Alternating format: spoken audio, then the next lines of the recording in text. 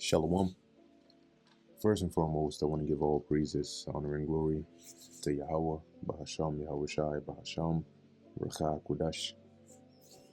Double honors to the elders and the apostles of Great Millstone, and peace and blessings to the elect. And today we're going to go into the book of 2 Kings, the 13th chapter. Picking up from where we left off, in the 12th chapter, we read about the reign of Jehoash or Joash, the king of Judah, right, and his efforts to repair the temple, and pretty much do that which was right before the Lord to the best of his ability. Now, one thing to note as we go through the book of 2 Kings is that the way it's written is not always in chronological order, meaning, in the previous chapter, sometimes you may read a verse that goes maybe sometime into the future and talks about who succeeds who and succeeds who and what they did. And then you read in the following chapter and it sort of goes back to the present time, to talk about X, Y, and Z. All right. So, you can think of it as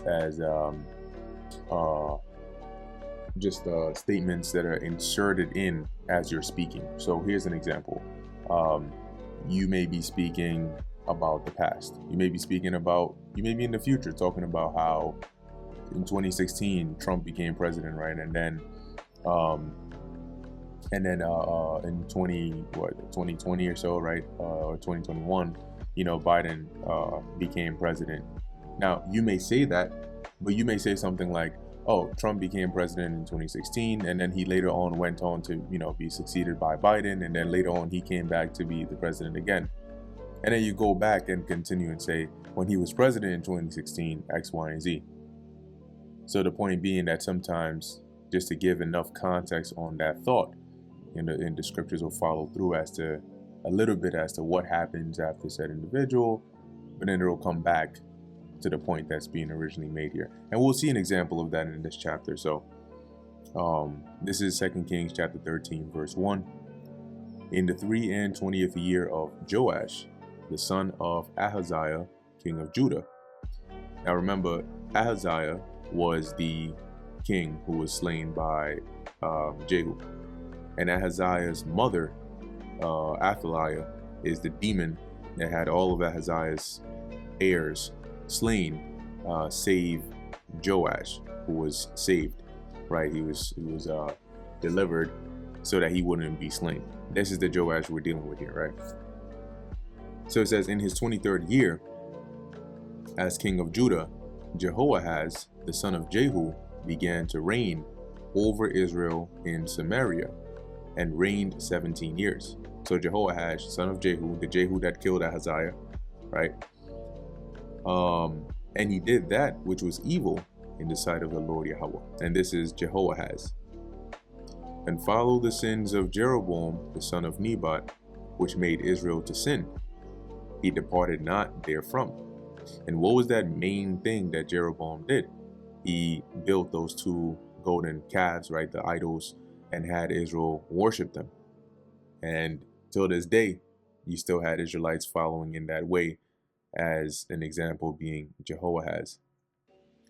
And the anger of the Lord Yahweh was kindled against Israel, and he delivered them into the hand of Hazael, king of Syria, and into the hand of Ben-Hadad, the son of Hazael, all their days. Now, this is the same Hazael that Elisha spoke to, quote unquote, anointed verbally, you might say, that he would become king of Syria, right? Now, Ben-Hadad is not an actual name per se. Not entirely sure if Hazael actually is one as well, but Ben-Hadad, you could say it's to some extent like the equivalent of like the equivalent of, let's say, Pharaoh, right? So like the equivalent of like Pharaoh. So Pharaoh who? Pharaoh Necho the first, Pharaoh yada yada. And Ben-Hadad, when you break it down into Hebrew, I believe it's a ban as in son, right? So son of Hadad. And Hadad was the actual deity of not just the Syrians, But let's look it up here. All right, let's say we do like Syrian god Hadad. Right, so just a little brief information about him here. Right, Hadad was a West Semitic, would really should be Shemitic, right, because they are descendants of Shem. So a West Shemitic storm and rain god worshipped in Syria, Palestine, and Mesopotamia. He was also known as Baal Hadad or Lord Hadad. Who was Hadad? Hadad was the chief Baal or Lord of the West Shemites in northern Syria. He was often depicted as a bearded man wearing a horned headdress and holding a club and a thunderbolt. The bull was his sacred animal. Hadad was the consort of the goddess Atargatis. And you can see a bit more about him here. It says Hadad was similar to the Assyrian Babylonian god Adad, and he is known by various other names. Let's see if that shows in here. Let's go up a bit.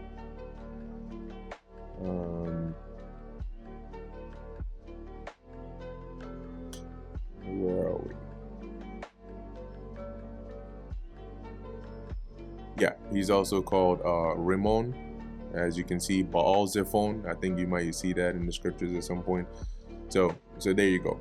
So when you hear Ben Hadad or Ben Hadad, that's pretty much what it goes back to over there. So where are we? So the Lord, the scriptures here saying that the Lord, due to this wickedness, he gave Israel into the hands of the Syrians here, right? So during the time of Hazael and his son. And Jehoahaz besought the Lord Yahweh, and the Lord Yahweh hearkened unto him. For he saw the oppression of Israel, because the king of Syria oppressed them. Now, this here, right, this parentheses here, when you see this is basically a thought, right? You could almost say like expounding upon a point by the author here. And you can also read verse 4 to verse 7, because that's the continuation of the context. The context continues from verse 4 to verse 7. Verse 5 and 6 is like an expounding upon, or giving some additional information concerning what was just mentioned here. And that's why it's in parentheses. So the example that I gave earlier, which was speaking about Trump, you may be making a point about what Trump did in 2016, right?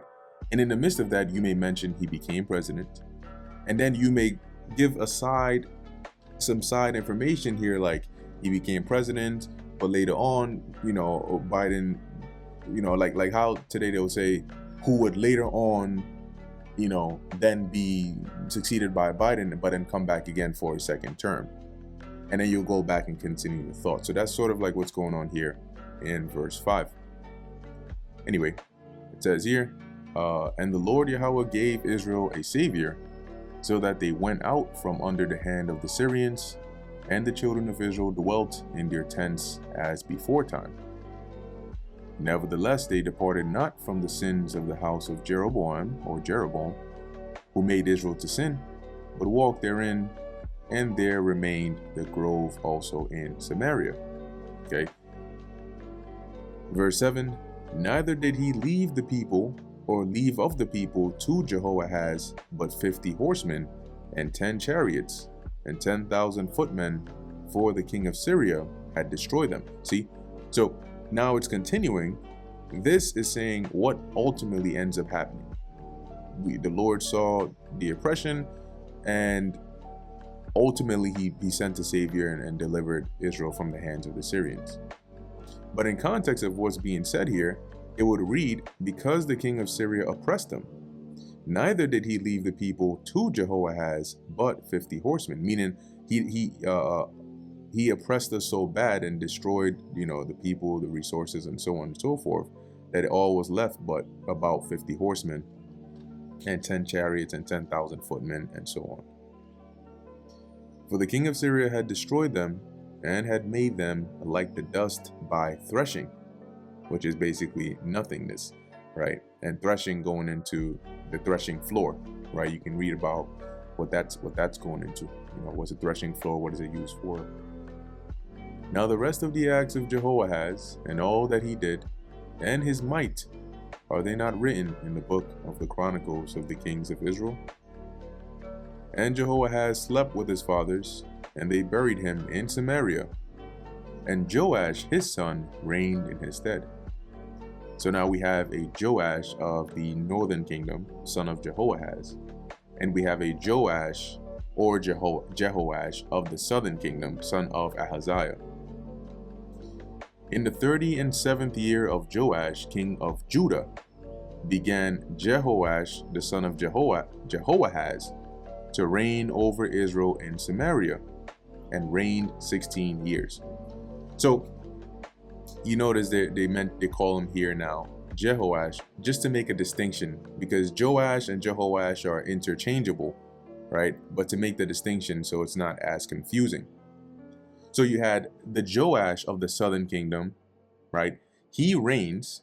During his reign, you have Jehoahaz, the son of Jehu of the northern kingdom, comes into power and then reigns for a bit and then dies. And then Jehoahaz's son, also named Joash, comes into power during the reign of the Joash of the southern kingdom. And what you can do simply is you can look up kings of Israel and Judah chart, and I'm sure there should be some pretty good ones that come up. So here's kings of Israel, here's kings of Judah, and boom, they put it nicely for you. So if we go down to where we are here. You had Ahaziah, Athaliah, and Joash. So you see Joash, and they color coded it nicely too. Joash, son of Ahaziah, was king of Judah. He overlapped a bit with Jehu, king of Israel. Then Jehoahaz, the one we just read about, reigns during the time of Joash. And then a little bit of his son, the Joash of the northern kingdom, reigns during the time of the Joash of the southern kingdom. Okay, so this is where we are at this point in time. So 3 northern kingdom kings have basically been in power while Joash of the southern kingdom was reigning. Verse 11. And he did that which was evil in the sight of the Lord Yahweh. He departed not from all the sins of Jeroboam the son of Nebat, who made Israel sin, but he walked therein. So he continued in worshiping those idols that Jeroboam had set up, and generally continued in idolatry. So now this individual here is dealing with this guy right here, Joash of the northern kingdom. Verse 12. And the rest of the acts of Joash and all that he did, and his might, wherewith he fought against Amaziah king of Judah, are they not written in the book of the Chronicles of the kings of Israel? And so you see mention now of Amaziah, which was the son of the Joash of the southern kingdom. See, so you can see how they interlap here. And so just a brief mention here is of like some of the things that Joash of the northern kingdom did, and how what his interaction was with the southern kingdom, the king of the southern kingdom being Amaziah at that time. So it doesn't expound on it, it just gives you a little glimpse as to some of the things that happened during Joash's reign. And Joash slept with his fathers, and Jeroboam, which in this case would be like Jeroboam II, as you can see they have him here, sat upon his throne, northern kingdom. And Joash was buried in Samaria with the kings of Israel. And that's also another indicator. If you get confused, you're like, wait, Joash, who, which one is which? Use the context of the verse or the verses to find out, right? If it mentions him being buried in Samaria, then it has to be a king of the northern kingdom, right? For the most part, because the kings of Judah were buried in Judah or Jerusalem, and they'll say with their fathers. So they will make a distinction here. Now Elisha was fallen sick of his sickness whereof he died, meaning You know, Elisha got sick, and this was the ailment that ended up taking him out. And Joash, the king of Israel, came down unto him and wept over his face and said, O my father, the chariot of Israel and the horsemen thereof. So now you see how in verse 14, as I mentioned before, since everything is not necessarily in direct chronological order, and what I mean is sometimes some verses jump, they talk a bit more about the future for a little bit, then it comes back. So in verse 14, now we're back to talking about Joash of the northern kingdom. So going back to the chart, we're dealing with this guy right here. Okay. So he comes to visit Elisha. All right, and he weeps. You know, he's seen Elisha in that condition. I mean, Elisha at this point is probably very old. And Elisha said unto him, take the bows and arrows. And he took unto him bows and arrows. Oh, now going back to verse 14, why did he say the chariot of Israel and the horsemen thereof? Well, you can imagine. Well, technically, right? What do the chariots and the horsemen represent per se? They are like the battle. Let's say like almost like the military might, right, of the nation here. And Elisha, with the position he was put in, right, with his counsel, with his, you know, the prayers, with his spiritual power, he played a very key role, you know, very strong in giving Israel the advantage. Okay, whether it was knowing where to be, whether you should smite these people or not, you know, all of these things. And so, you know, saying that, right, the chariot of Israel and the horsemen thereof is likened unto saying, like, you know, with Elisha gone, we're losing, you know, a very heavy part of Israel here, you know, and when it comes to all of these things. Okay, he was basically like the standing army, you could say, right? And I say that lightly, loosely, right? Obviously, he wasn't a literal standing army, but you get the point. So Elisha tells him to take a bow and some arrows. And you can imagine Elisha's probably at this point, you know, laying on a bed, or maybe if he's able to, probably maybe sitting up, but he's probably old in a bed or something along those lines, just to put a bit of a visualization to it. And he said to the king of Israel, put thine hand upon the bow. And he put his hand upon it, and Elisha put his hands upon the king's hands. And he said, open the window eastward. And he opened it. Then Elisha said, shoot. And he shot. And he said, the arrow of the Lord Yahweh's deliverance, and the arrow of the deliverance from Syria. For thou shalt smite the Syrians in Aphek, till thou have consumed them. Because remember, at this point, the Syrians, Hazael and Ben-Hadad, had the upper hand over Israel, and they were oppressing Israel.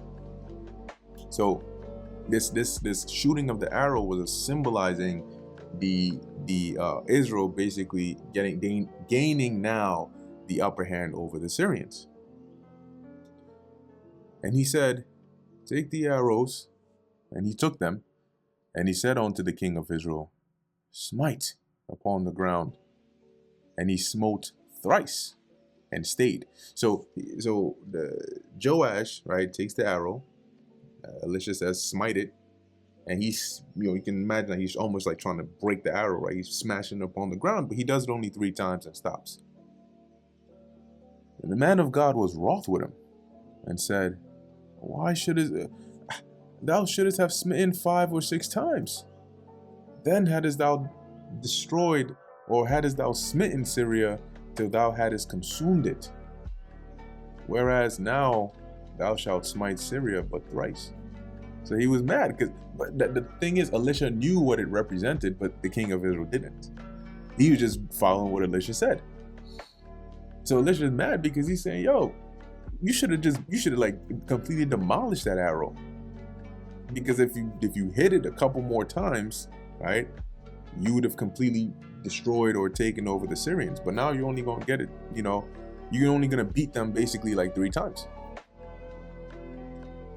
And Elisha died, and they buried him. Now, when Elisha died, right, it's from verse 19 to verse 20. But it's not that right after he said that to the king of Syria, boom, he just dropped dead. It's saying in soon enough, right, in passage of time, Elisha dies, they bury him, and then continue from there. And the bands of the Moabites invaded the land at the coming in of the year. And when you look into the word bands here, typically it's going into some like army or a group here. And, one of the definitions here is like raiders, which you can sort of imagine would be the case, because the Moabites had basically rebelled from under Israel. And now seeing the condition Israel is in, you having wars with the Syrians, you're basically at civil war because you have the southern and northern kingdom going at it from time to time. So you had these Moabites coming up in there. So they pull up, and it came to pass, as they were burying a man, that behold, they spied a band of men. And they cast the man into the sepulchre of Elisha. So this was a separate individual they were burying. But when they peeped, right, to use modern slang, when they peeped the Moabites, they put them in there, throw them in there, right? So they wouldn't be. I mean, if you're burying somebody and you see this army of your enemies coming, you're not just gonna stand there and say, hold on, time out, we're doing something here, right? So you can imagine hastily they cast the man into the sepulcher, right, which is a burying place, the same place Elisha was buried. And when the man was let down and touched the bones of Elisha, he revived and stood up on his feet. But Hazael, so that goes to show the power. Like, you can imagine maybe some of the residue of the spirit, that was so heavy upon Elisha was just a part of that lingering in his bones, to where just by touching it, a dead man was revived. But Hazael, king of Syria, oppressed Israel all the days of Jehoahaz. And the Lord Yahweh was gracious unto them, and had compassion on them. Now when we go up, let's see. Yeah. So, like I mentioned, how, it talks a bit about this guy, and it talks a bit about that guy, and so on and so forth. Right. So we know Joash, king of the northern kingdom. Let's see where we at. So here we are. Joash, king of the northern kingdom, was son of Jehoahaz. And we just read how Joash went and spoke, cried upon Elisha and so on and so forth. But now we're hearing mention of Jehoahaz. See, so it's just given an account of, okay, and during the time of this guy, this happened. And then at this point, Elisha dies. But also during the time of this guy, this happened. And this over here, this happened. Right? Because you can imagine, if not, then the author would have to pause at every moment, right? Oh, so during the reign of this guy, he's doing this. Oh, but then at this point, Elisha, this happens to him. But then at the same time, the Moabites, they were doing this.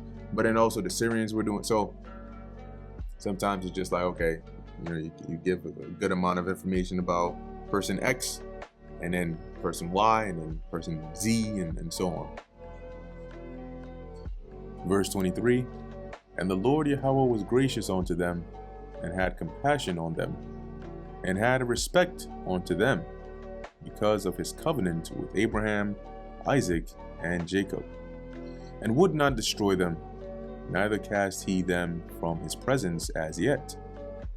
So the Lord, remembering his covenant, right, with Abraham, Isaac, and Jacob, had mercy upon Israel, seeing the oppression they were in under Hazael. So Hazael, king of Syria, died, and Ben-Hadad his son reigned in his stead. And Jehoash, the son of Jehoahaz, took again out of the hand of Ben-Hadad, the son of Hazael, the cities which he had taken out of the hand of Jehoahaz his father by war. 3 times did Joash beat him, and recovered the cities of Israel. So just as Elisha had told him he would do, that's what he did, and got the territory back from out of the hands of the Syrians. And that brings us to the end of 2 Kings, the 13th chapter. And so you can see pretty much the couple of main things here, right? Elisha is dead, and for a period of time, you had the Syrians that took over the territories of the northern kingdom, but through the mercy of the Lord, Israel was able to fight back and gain those regions back again. So Lord willing, this was edifying to the elect. In closing, I want to give all praises, honor, and glory to Yahweh, Bahasham, Yahweh Shai, Bahasham, Raka Kodash. Until next time, Shalom.